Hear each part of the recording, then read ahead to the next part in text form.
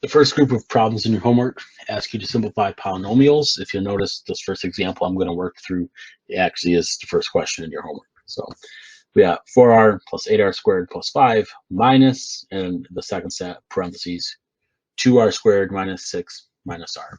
Notice this first set of parentheses, there's nothing to distribute, so we can just remove the parentheses. There's nothing in front saying I need to multiply, so we'll just remove the parentheses. So 4r plus 8r squared plus 5. And that's the first set of parentheses. Next, notice there's a negative here. So you need to distribute the negative. We could do this if you want as -1. So you're really multiplying every term in this to the right by -1. So -1 times 2r squared. -1 times 2 is -2. And then we have the r squared with it. -1 times -6. A negative times a negative, remember, is positive. So this is +6. And then -1 times -r. Remember, again, negative times negative is positive. So this is +r. And if you really want, you can show the 1 here. You don't have to, though. It's up to you. The last thing we're going to do to simplify is we're going to combine like terms.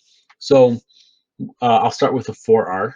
So notice this has an r with no power. So notice the only other term that looks like that is this one over here. So we'll add them together.